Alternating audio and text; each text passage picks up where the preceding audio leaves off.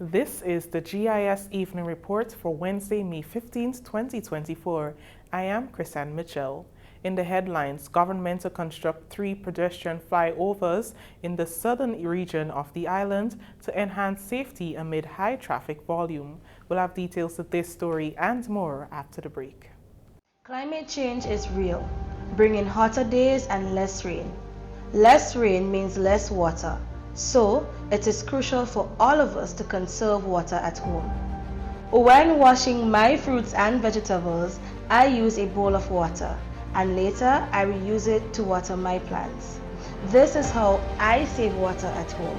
What are you waiting for?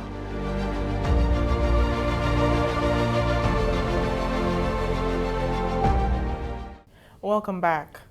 The Ministry of Infrastructure, investing over $300,000, has procured 3 Bailey-type pedestrian flyovers from the United Kingdom for construction in the southern region of the island. Strategically positioned, one near CK's Super Value, another midway along the Morris Bishop Highway, and the third close to the intersection leading to Cali's Government School. These flyovers addresses safety concerns due to the high traffic volume and facilitates pedestrian movement across busy roads. According to Kevin Blash, Chief Technical Officer at the Ministry of Infrastructure, the raw materials for erecting the crossings arrived on the island just over a month ago. We would have procured 3 Bailey-type pedestrian flyovers from the UK. We are currently finalizing the designs for the foundations and then to subsequently construct the piers that would hold the bridges when they are erected. The Ministry of Infrastructure is currently on the way in terms of constructing a few pedestrian flyovers in the Grand Anse area. It is our intention to have 3 erected in particular, one close to the CK's supermarket or minimart, one around the middle of the Morris Bishop Highway, and another close to Cali's Government School. The planned finish height for these bridges is something between 17 to 20 feet thereabout. That is still to be finalized. CTO says pedestrian flyovers play a significant role in ensuring the safety of pedestrians by separating foot traffic from vehicular traffic to reduce the risk of accidents and provide a secure passage for people and a free flow of traffic. So this is very important for pedestrian safety, in the sense that persons would no longer have to be crossing the highway at precarious positions. And then it also allows for free-flowing traffic where the traffic does not have to stop for persons who are crossing and so on as well. As part of this endeavor as well, we hope to improve the sidewalks in the area as well and do some general maintenance or upgrades on the highway as well. Pedestrian flyovers are particularly beneficial for vulnerable groups such as children and the elderly who often face challenges when navigating the nation's roads.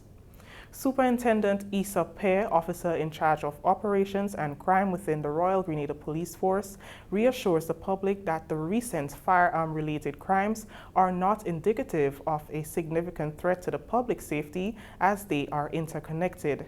Speaking during an interview with GIS on Wednesday, Pierre expressed the RGPF's concern over the recent spike in firearm-related crime and violence. Since the start of May 2024, 3 fatalities have occurred due to firearm use. Furthermore, between January and May 2024, approximately 24 firearms were seized during RGPF operations.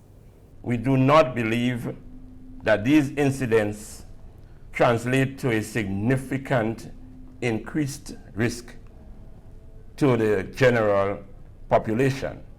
We urge you, therefore, not to panic. Our intelligence suggests that these incidents are not random acts, but rather well calculated, with targets pre-selected, most having a connection to organized crime. We believe the motive behind these incidents is drug-related, with the violence stemming from settling disagreements and jostling for influence. In response, Inspector Maureen John from the Community Relations Department encourages individuals in possession of illegal firearms to take advantage of the firearm amnesty program designed to decrease the prevalence of illegal firearms. The amnesty period is scheduled to conclude on July 30th, 2024. This is a great initiative that persons must take a hold of in every way possible. Now, this is an opportunity for you to turn in an illegal firearm without the fear of prosecution. No prosecution would follow once you turn in the firearm. What is also nice about the amnesty is that no information should be gathered from you in relation to the firearm. You don't even have to identify who you are by name or address or anything. You walk in, you turn in a firearm, you say this is an illegal firearm, you turn in the firearm, no questions asked of you. Inspector John explained that the amnesty is a win-win situation for everyone. There's a thing among the young people these days that snitches get stitches. Right. So I may say, well, if I turn in my firearm and Kimber has his, Kimber may get at me because he knows I don't have one now. Right. So, but at the same time, I don't want to snitch On Kimber. on Kimber, You see? you know? But again, it goes back to some of the things we said earlier. It is more dangerous for you as an individual, I believe, to know that nothing is being done about the firearm that Kimber has than to know that you gave the police the information and something is going to be done about the firearm that Kimber has. I don't have mine, but I'm going to make sure that he doesn't have his either. So I'm going to give the police the information so that they could work on getting Kimber's firearm. It's a win-win for everybody. The final external component of the Caribbean Primary Exit Assessment began today, Wednesday, May 15th, extending through May 16th, 2024. Across 21 schools, a total of 382 students are participating in e-testing. These students are equipped with computers to facilitate the assessment process. Notably, the school with the highest number of students undertaking e-testing in Grenada is St. Louis RC and Hillsborough Government in Carriacou with 27 students. Annette Moore provides further details in this report.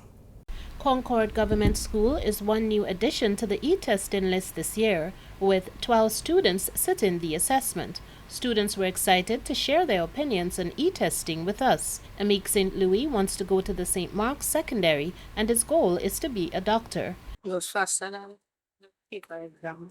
And it's very nice. I remember everything. Yatoya Phillips says she felt happy and nervous at the same time. Yatoya looks forward to attending SJC St. George. It was a bit easy. Things that were easy to find the prime factors of 21. Well, preparation was even for it was kind of like the same as the exam I did. Most of the questions that were in the practice test, so in the text I just did.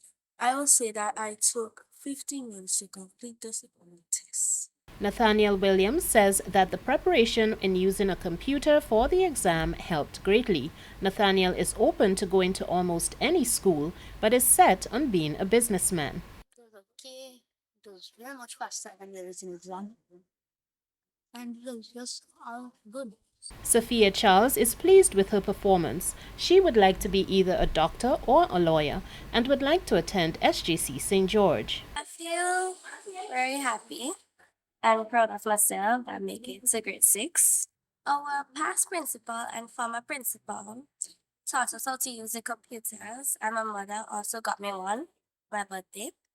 And we learned how to enter our sites to do our practice exams. We learned how to use the mouse, and we learned stuff about the keyboard. I studied, and the teachers helped us with stuff that we didn't understand. At first, I felt nervous, but as I started to do the exam, I felt a little better.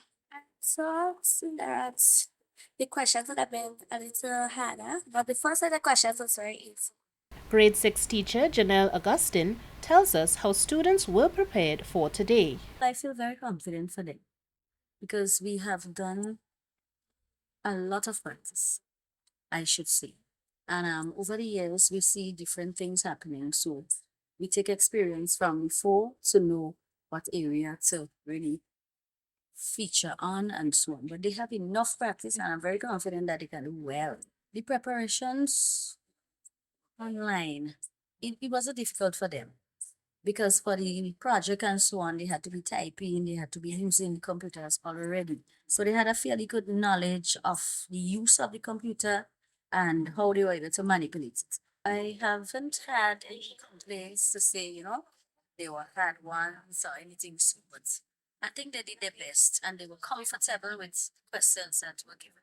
The parents didn't show any surprise that they were, really doing it online because I think they understand that this is the way the world will be going sooner or later. Principal Delon Thomas says the Concord Government School has been performing well in CPEA over the years, and he is pleased to see his school moving into e-testing. First of all, I really want to say thank you to the Ministry of Education for moving in that direction and having that initiative. Also want to say thank you for selecting the school. And I must let you know that upon hearing the news, I was very excited. The members of staff was excited, and also our students. Once we got the news, we went into, as we say, overdrive. We started to practice with our children very early. Of course, we have a computer lab and this village. So we believe that early practice with them would be enough to prepare them for the online testing. Thomas says students arrived early and were anxious and ready to sit the exam. As is customary, the school had a prayer session with the students prior to taking the test. Following the test, students conveyed to him that some questions were the ones they had seen on the practice test. Kate Decoto, IT officer at the Ministry of Education, details the way in which the Ministry of Education is supporting the e-testing initiative. Electronic testing is just a way of conducting an exam using a device. Right? We have started electronic testing with CSEC exams, the Paper 1 exam, that is the multiple choice exams, since in January 2017. There we started with 11 subjects across the island, and we moved now to 30 subjects being offered online for CSEC exams, Paper 1 exam currently.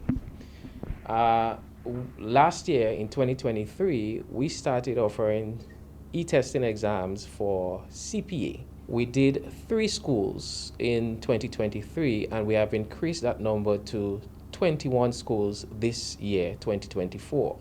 The exam is basically online exam. It is done using a device. It's strictly multiple choice. So the students will basically have to log in and select the answers based on the questions. In preparation for the exam, we did a number of activities. So first, we did professional development sessions with the teachers where they were taught how to administer online exams. They were given links to online exams so the students can go there and practice exams. We also exposed the students to CXC demo exams, which is a link on CXC site that any student can go and practice the CPA exam. It mimics the actual exam itself. So it's an interface that will bring about familiarity with the exam. We did live CXC exams as well, pre-test exam with the schools where the students sat in an examination condition. The exam was administered to them and they themselves went through it and gave their feedback from the exam. We worked together with Digicel and the Ministry of ICT to add additional access points to the schools which are doing the CPA exams to ensure that the internet is reliable on that day and many students can access the internet simultaneously without any hiccups or so. Some additional activities and some additional measures we took to ensure that the exam would be a successful one. Chief technical invigilators are scheduled to work at the centers to resolve any technical issue, and they were trained how to use the platform, the CXC platform, for administering the exam. Additionally, we scheduled junior IT support officers at the centers for additional support for the exam, during the exam. One fail-safe that we have, which is our ultimate fail-safe procedure or measure is the paper-based exam was sent to all the schools, irrespective if they were doing e-testing or not. Dakoto, who visited one of the centers to observe and receive student feedback, says the testing went well with minimal technical issues and students had no problem adapting to the e-testing platform. The CPA is being conducted in 59 centers and is open to all primary school students who are at least or will be 11 years old by September 1st, 2024. The external examination consists of 4 multiple-choice papers in mathematics, language arts, science, and social studies. Each paper is 75 minutes long. For the GIS Evening Report, I'm Annette Moore. This is the GIS Evening Report. More news after the break. Get ready to witness the ultimate showdown of athleticism and adrenaline. The Whitsuntide Games are back, and they're bigger and better than ever before. Join us on Saturday, May 18th at the electrifying Karani James Athletic Stadium. The action kicks off bright and early with the morning session starting at 9 a.m. sharp. Watch the best local and regional athletes go head-to-head in a battle for glory and supremacy. But wait, the excitement doesn't stop there. As the sun sets, the evening session ignites at 4 p.m. promising even more heart-pounding action and jaw-dropping performances. Secure your spot now. Finish line A, lower and upper, $30. Finish line B, lower and upper, $25. General admission, main stand, $20. Get them now at gotofed.com. Mark your calendars and be there to cheer on your favorites as they strive for victory at the Whitsuntide Games 2024.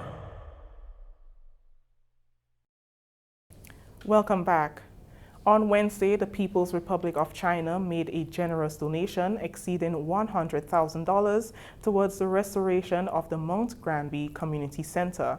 The parliamentary representative for St. John, Honorable Kareem James, accepted the check from Chinese representative Mr. Pen Weng-Li on behalf of the community. Honorable James underscored the importance of community facilities in nurturing unity and development. She further highlighted that the community center's restoration marks the initiation of several upcoming rehabilitation projects, including the nearby playing field, basketball court, and water dam. Today is another chapter as to my promise to the community members to really and truly see this transformation of the community center. When Ambassador mentioned that he would love to come up here and see the community center and would love to have this ceremony on short notice, I was really elated to leave a good impression, because I know that it was not only a dream of mine, but the people have lobbied for that for a very long time, and I know that they will be appreciative of it post the completion of the rehabilitation. Pen Weng-Li says China is happy to be contributing to community and economic development in Grenada. We feel that it's our responsibility to do some help here. So I think we need to thank Minister James for her leadership to tell us what really need the local people here. So today I come here to see the beautiful land, the sea, and the beautiful people here. I think you deserve a better, life and community center. So we decided to make our donations here. Contractor Junior Faray of Faray's Construction Services Limited explained the scope of work to be done. It will be a long ramp spanning the entire length of the building that will give you easy access to the top floor. Something that will be added also is the front step. We have some adjustments to be made on the front step. If you realize it's very difficult for persons to climb, it's very steep. The landing is not correct, so we will try as much as possible to fix this, right? Make it less steep so that senior persons can easily find their way up on the top floor. So as you see, the building, we changed the entire roof. There will be, all the windows will be hurricane-proof windows. That's the aluminum windows, louvers. And the tiling of the floors, both top and bottom, and retrofitting everything that is necessary so that persons can make the facility a place like home, even for the kids, maybe classes, whatever they choose to do, it will be very easy to access. And finally, in the news, young cricket enthusiasts from Carriacou and Petite Martinique received invaluable coaching on cricketing skills and techniques from seasoned veterans who participated in the recently concluded Masters Cricket Tournament.